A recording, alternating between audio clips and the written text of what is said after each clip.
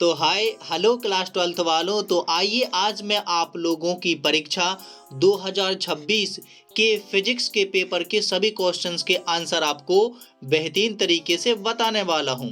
अब आप लोग देख लीजिए कि ये हमारा सेट बी है। अब आपको तो पता ही है कि चाहे सेट ए हो, बी हो या सी हो, डी हो, सभी में क्वेश्चंस एक जैसे होते हैं। तो आपने ये निर्देश यानी कि इंस्ट्रक्शंस पढ़ करके सभी आंसर बहुत ही अच्छे तरीके से दे लिए होंगे।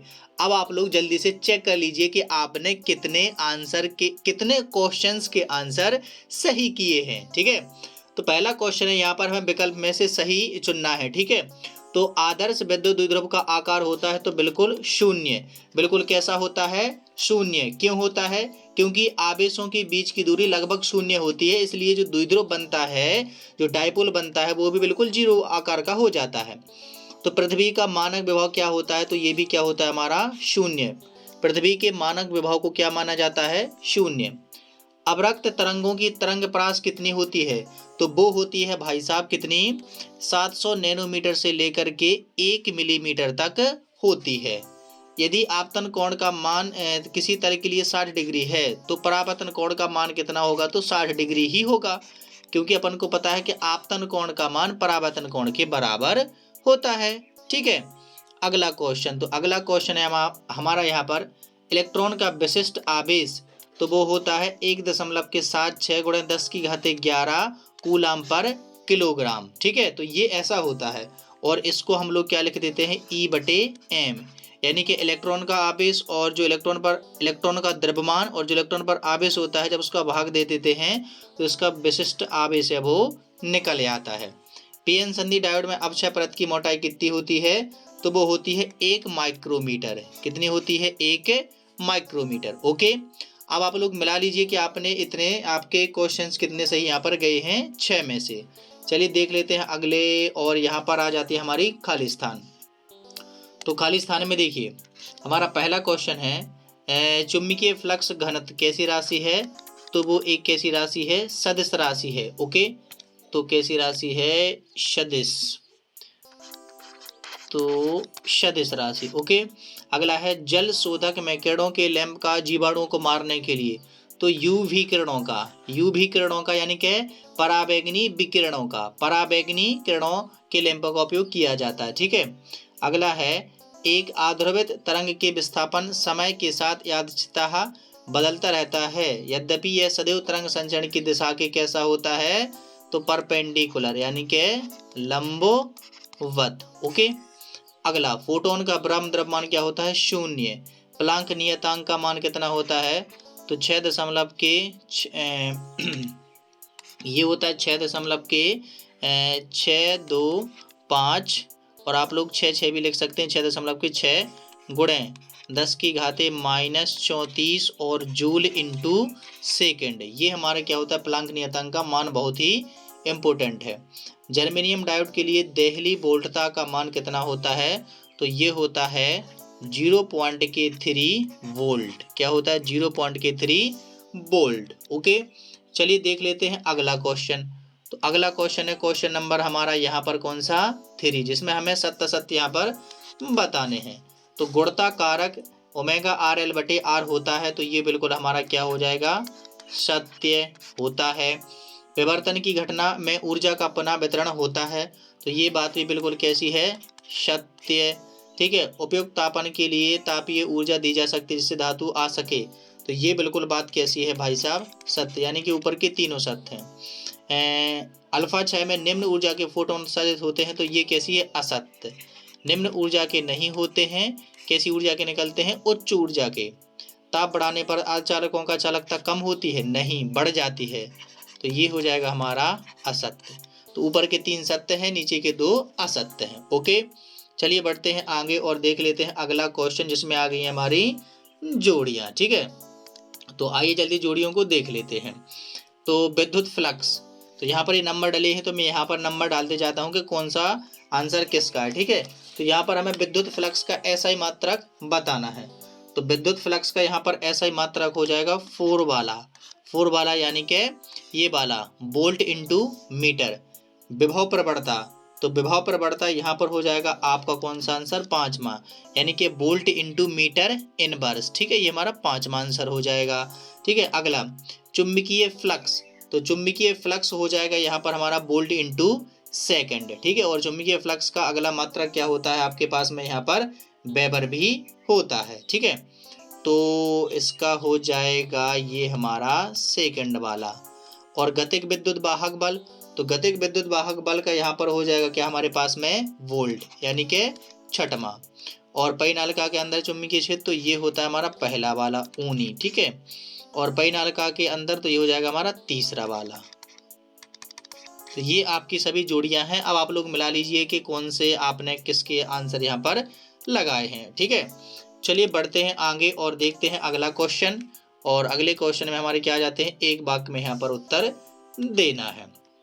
तो धारा घनत्व यानी जे विशिष्ट चालकता, धारा घनत्व यानी जे विशिष्ट चालकता यानी कि रो, और विद्युत क्षेत्र की तीव्रता यानी कि ई में हमें क्या लिखना है, संबंध लिखना है। तो ये हमारा यहाँ पर क्या हो जाता है, जे वेक्टर बराबर के सिग्मा इंटू ई, ये हमारा क्या हो जाता है, संबंध। ओके, चुंबकनशीलता का विमीय सूत्र लिखिए। तो ये इसने गलत लिखा है, चुंबकनशीलता का विमीय सूत्र, तो ये होता है क्या हमारे पास में, MLT और A। ठीक है, चलो मेरे को थोड़ा स्पेस दे के लिख देता हूँ। ओके, यहाँ पे लिख देता हूँ। ओके, ये होता है क्या, MLT और A। अब ये तो होते हैं, ठीक है, लेकिन इनमें क्या होता है, T की पावर -2 और A की पावर भी -2। ये हमारा किसका विमीय सूत्र होता है, चुंबकनशीलता का। ठीक है, अगला LCR परिपथ की प्रतिबाधा का सूत्र लिखिए। तो चलो मैं यहाँ पर इसका लिख देता हूँ। तो ये हमारी होती है Z बराबर किसके बराबर, चलो मैं इसको हटा के लिख देता हूँ यहाँ पर। ओके, ये होती है हमारी Z बराबर, और अंडर रूट में हमारे पास में क्या होता है, ये होता है R का स्क्वायर, और ब्रैकेट में होता है ओमेगा L माइनस के, और आपके लिए यहाँ पर होता है 1/ओमेगा C, और पूरे का होता है यहाँ पर होल स्क्वायर। ठीक है, यहाँ से यहाँ का। अगला प्रकाश के अपवर्तन की घटना में कौन सा गुण यहाँ पर, तो ये ध्रुवण नहीं है, उसमें रहती है उसकी क्या नियत, उसकी आवृत्ति नियत रहती है। क्या रहती है, आवृत्ति यहाँ पर नियत रहती है। अगला पी प्रकार के अर्धचालक में बहुसंख्यक यानी मेजोरिटी किसकी होती है, तो वो होती है होल की, किसकी, होल की। ओके, जिनको अपन लोग ब्लैक से एक किससे दर्शाते हैं अपन लोग, एक गोल से, तो होल्स की होती है। ओके, तो ये थे पांचों के पांचों यहाँ पर क्वेश्चंस।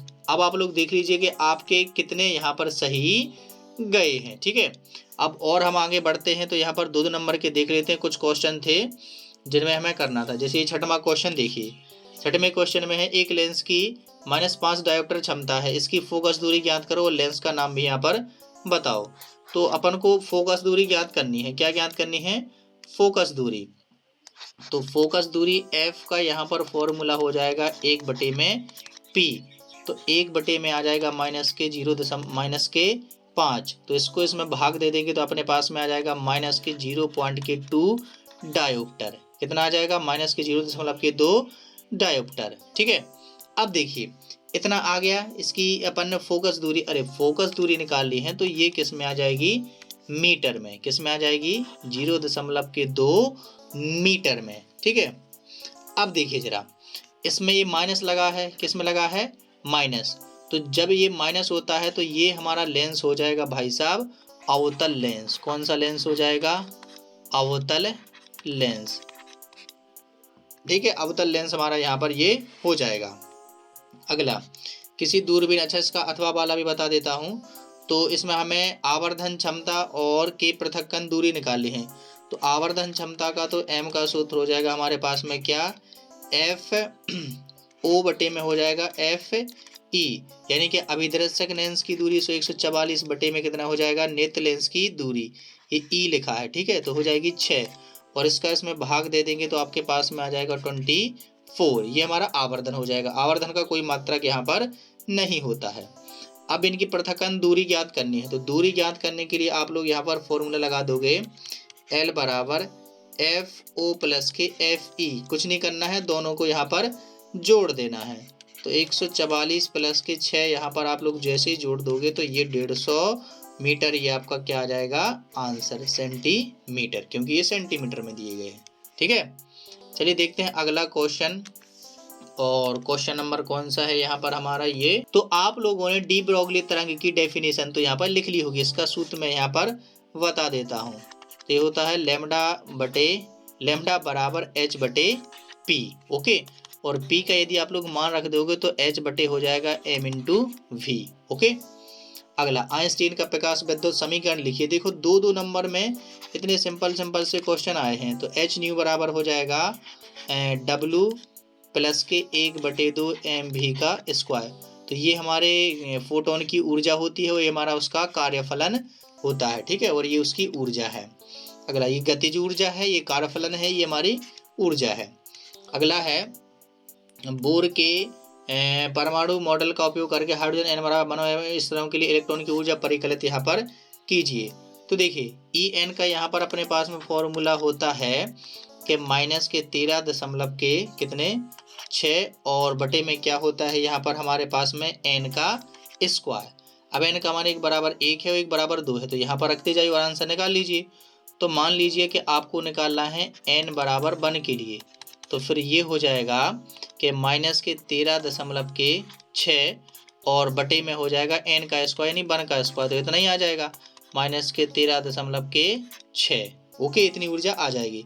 अब दूसरी बार में आपको निकालना है n बराबर 2 से, तो इसमें रख दीजिए माइनस के 13 दशमलव के 6 बटे में n का स्क्वायर यानी कि 2 का स्क्वायर यानी कि 4। तो इसका इसमें भाग दे देंगे तो आप लोगों के पास मिल जाएगा माइनस के 3 दशमलव के 4 इलेक्ट्रॉन वोल्ट ऊर्जा। ऐसे दोनों के लिए निकाल देना था। अब है 1 ग्राम पदार्थ का समतुल्य ऊर्जा को परिकलित कीजिए। ठीक है, तो ऊर्जा का यहाँ पर फॉर्मूला होता है m इंटू सी का स्क्वायर।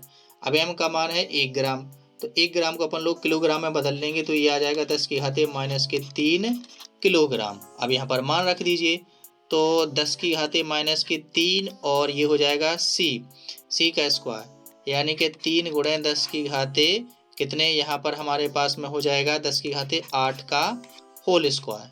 और इसको जब आप लोग सॉल्व कर लेंगे तो आपका आंसर यहाँ पर आ जाएगा 9 गुणे 10 की घाते कितने 13 जूल। ये आपका राइट आंसर यहाँ पर हो जाएगा। ओके, अब आप लोग देख लीजिए जितने भी इसमें सवाल थे इस पेपर में मैंने सारे के सारे यहाँ पर कर दिए हैं। अब तो यहाँ पर एक क्वेश्चंस हैं, तो यदि आप लोग चाहते हैं कि मैं इन सभी क्वेश्चंस के आंसर आप लोगों को बेहतरीन तरीके से बताऊं जैसे कि मैंने ये समझाए हैं, तो आप लोग मुझे जल्दी से कमेंट कर दीजिए और मैं मिलता हूँ आप लोगों को नेक्स्ट वीडियो में। उसके पहले आप लोग ये सारा पेपर चेक कर लीजिए। ठीक है, मैं क्लास 12 का जो फिजिक्स का पेपर है ना बहुत ही सिंपल आया था, मतलब सिलेक्टेड क्वेश्चंस ही आए थे, जो क्वेश्चन आपने किए हैं वही सारे क्वेश्चन यहाँ पर आए थे। ठीक है, बस ये एक थोड़ा सा लैंग्वेज वाला था जिसको आप लोग समझ कर भी कर सकते थे। ठीक है, ये देखिए सारे किए सवाल ही आए हैं, कोई कठिन यहाँ पर सवाल नहीं था। ओके, तो चलिए मैं मिलता हूँ आप लोगों को नेक्स्ट वीडियो में, तब तक के लिए पढ़ते रहिए, मस्त रहिए और खुश रहिए।